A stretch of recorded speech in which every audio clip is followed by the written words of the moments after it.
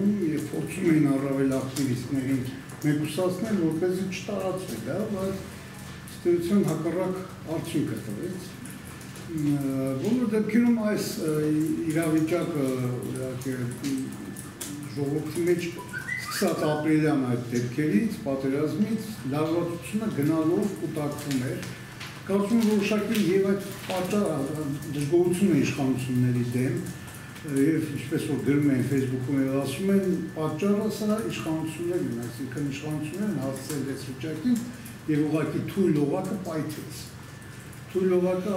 տվյալ դեպքում Ժիրայր Սեֆիրյանի խումբն է, ովքեր ասենք այլևս ոցորասած չկարծում եմ դեր խաղաց նաեւ Թուրքիայի դեպքերը, հենց դրան հաջորդեցին։ Թուրքիայի դեպքերը դեր խաղացին եւ ես կարծում եմ այդ մարդիկ հասկանում են, որ իրանք այդ մի խմբով մի ոստիկանական բաժանում դրավելով չեն կարողանա իշխանափոխություն անել, բայց նրանք աշխարհի ուշադրությունը կարողանան հրավիրել իրենց խնդիրների, երկրի խնդիրների, եղած վիճակի ընդհանրապես մասին բարձրաձայնվի։ Եվ այդպես էլ եղավ, իհարկե արևմուտքը այնքան էլ ակտիվ չէ, բայց բոլոր դեպքերում այստեղ որոշման կայացման վրա կարծում եմ մի շատ հետաքրքիր հոգեբանական պահ է ազդել, կոչվում է ռիսկի տեղաշարժ։ Երբ որ խմբային որոշում է կայացում խմբով, թերագնահատվում է իրավիճակը ճիշտ չի գնահատվում, եւ ռիսկը հաշվի չի առնվում։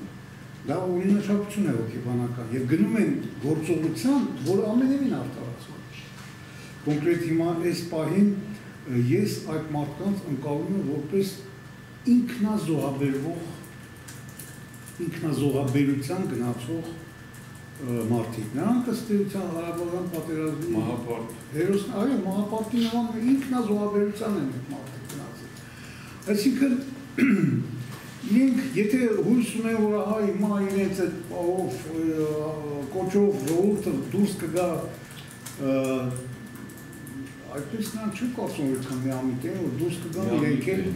իրենք էլ կգա, հենց այդ ռիսկի որոշումը, այսինքն դեռ 6-7 հոգով, եթե դու 10 հոգով որոշում ես կայացնում, պատասխանատվությունը ամեն մեկից ընկնում է, եւ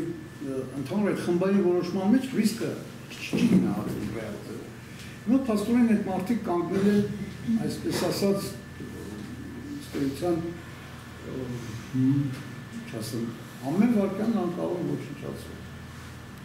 Եվ